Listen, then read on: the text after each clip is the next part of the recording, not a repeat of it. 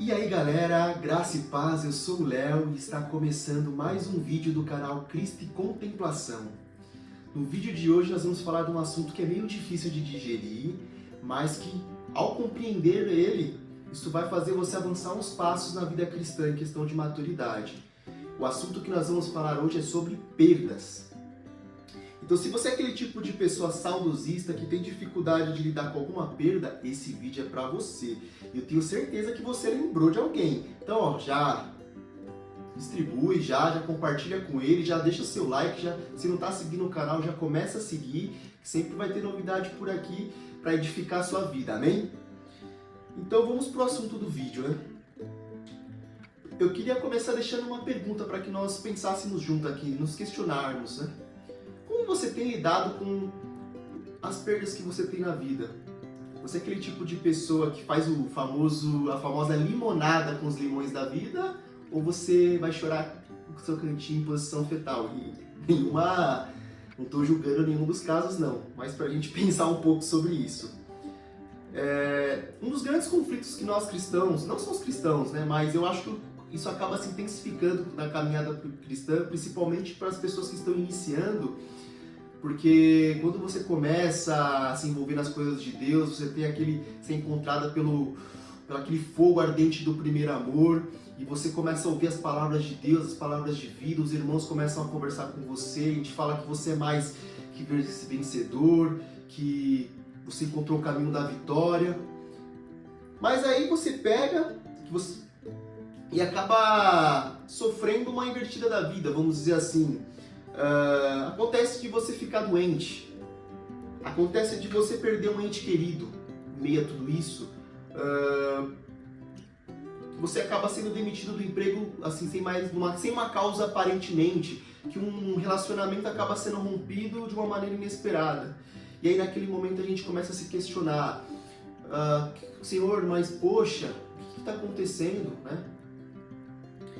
E aí tem dois casos que eu gostaria de falar, né? Acho que o primeiro caso de todos, tem o caso de que sim, o pecado pode ser consequências do pecado que você está colhendo. E nesse caso em específico, aí eu aconselho a leitura de Apocalipse 2, né? Tem uma carta que Cristo diz à igreja, né? Lembra da onde você caiu e volta às primeiras obras. Então a gente voltar, reflita se existe algum ponto que você precisa se acertar com Deus e peça ajuda com Ele para que você venha a vencer isso aí junto com Cristo, né? Que Ele é misericordioso e bondoso. Mas também, não necessariamente isso é um pecado, porque são processos da vida, gente.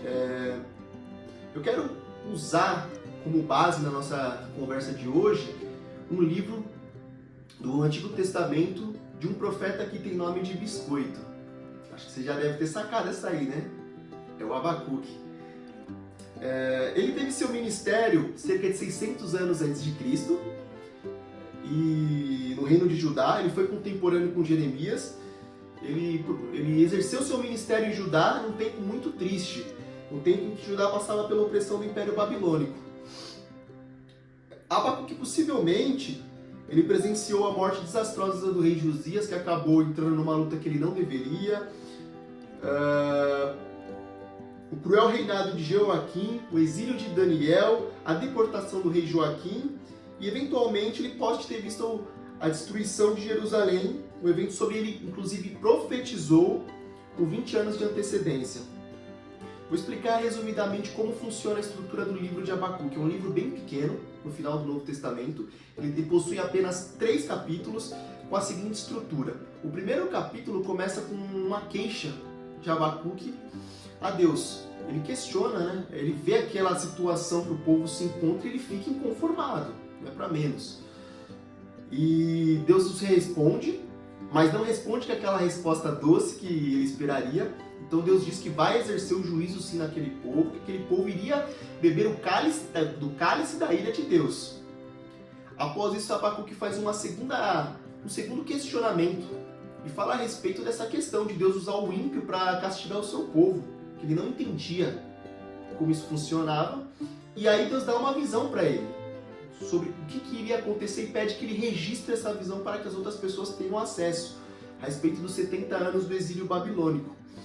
E o terceiro capítulo é um cântico de Abacuque, reconhecendo a majestade de Deus e sua insignificância. E ele termina de uma forma muito bonita e emocionante, que existem até músicas.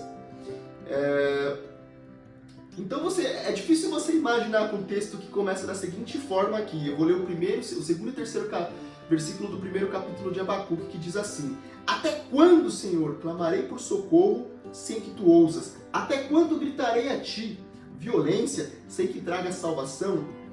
Por que me fazes ver a injustiça? Por que toleras a maldade? A destruição e a violência estão diante de mim.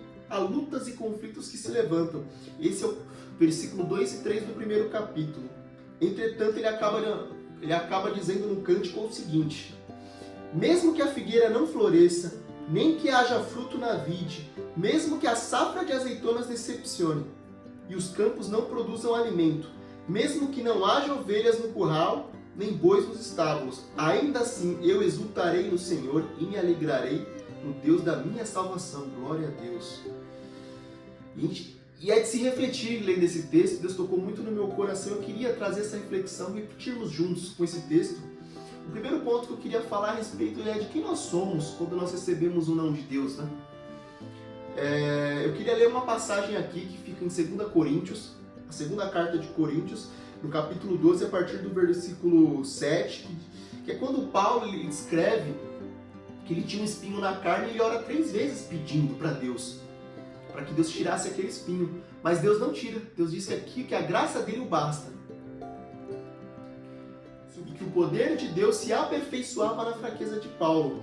Vocês podem acompanhar aí 2 Coríntios do 12, a partir do 7 até o 10, que diz assim: Para evitar que eu me exaltasse por causa da grandeza dessas revelações, foi-me dado um espinho na carne, um mensageiro de Satanás para me atormentar. 3 vezes pedi ao Senhor que o tirasse de mim. Ele, porém, me disse: A minha graça é suficiente para você, pois o meu poder se aperfeiçoa na fraqueza. Portanto, eu me gloriarei ainda mais alegremente nas minhas fraquezas, para que o poder de Cristo repouse em mim. Por isso, por Cristo, alegro-me nas fraquezas, nos insultos, nas privações, nas perseguições, nas angústias, pois quando sou fraco, então é que sou forte. Glória a Deus. Então, é perceptível que Paulo consegue enxergar, ainda que Deus não venha realizar um pedido seu, ele consegue entender que aquilo é para a glória do Senhor, né? Deus revela isso. Então, há problemas que a gente tem que são para a manifestação da glória, para que nós sejamos amadurecidos, que Deus trate o nosso coração. É importante nós termos esse olhar aberto sobre as situações de perdas que nós temos. E ainda que nós estejamos num cenário desfavorável, nós temos que aprender a nos alegrar e confiar em Deus. Pesquisando no dicionário, o sentido da palavra confiar significa acreditar de maneira nas boas intenções e no cuidado de alguém. Então, quando a gente confia em Deus, é acreditar que mesmo num cenário que eu não entendo, um Deus que me ama, Ele só pode estar fazendo aquilo em amor a mim, mesmo que seja algo que eu não consigo enxergar que seja bom. Tem um versículo em Romanos 8, que é muito bonito e fala a respeito disso, é o versículo 28, que diz assim: sabemos que todas as coisas contribuem juntamente para o bem de todos aqueles que amam a Deus, os que foram chamados de acordo com o seu propósito. Então, busque estar alinhado com a palavra de Deus, busque continuar caminho em frente, siga em busca de estar alinhado com o propósito de Deus. Às vezes nós não vamos entender algumas coisas que vai acontecer, mas isso não quer dizer que Deus nos desamparou. Existem mal que é para bem, e lá na frente nós vamos entender isso. Se abra para o novo de Deus.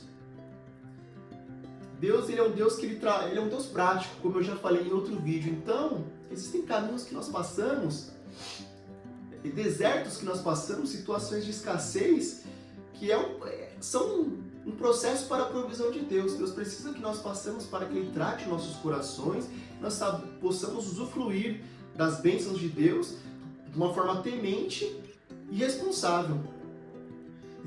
Eu quero compartilhar mais um versículo com vocês, que é em Isaías 43:19, que diz assim: Vejam, eu farei uma coisa nova, ela está prestes a acontecer. Você não a percebe? Até no deserto eu vou abrir um caminho e riachos no ermo. Glória a Deus. Então, gostaria de deixar duas sugestões de leitura. Uma é o livro Deus que Destrói Sonhos, de Rodrigo Bibo, e o livro de Abacuque da Bíblia, para que vocês possam entrar na meditação, ler e ter a revelação da palavra junto comigo, amém? E agora eu gostaria de fazer uma oração para você que está sentindo aquela dor da perda, tem lembrado de coisas que passaram, para que Deus venha te libertar desse sentimento e você possa viver em novidade de vida, amém? Então vamos lá. Papai querido, todo-poderoso, santo, santo de Israel, aqui nós te agradecemos por mais esse conteúdo, por mais esse vídeo, por mais essa ministração em nossos corações. Aqui eu te peço, Senhor, que o Senhor venha, Pai amado, visitar a vida de todos aqueles que assistiram o vídeo. E se há pessoas que estão, Pai amado, passando por um momento de dificuldade, de perdas, trate o coração deles, Senhor. O Senhor venha se revelar, revele o teu novo, Senhor. O Senhor venha aumentar a fé deles, tratar o coração deles para que eles confiem em Ti, pois o Senhor é bom o tempo todo. E todas as coisas cooperam juntamente para o bem daqueles que amam a Deus e que agem segundo o seu propósito. Alinhe o coração de todos nós para que nós possamos estar alinhados com o que o Senhor quer, Pai amado, pois a Tua vontade é boa, perfeita e agradável. Amém. Eu desejo que a paz e o amor de Deus venham preencher os seus corações.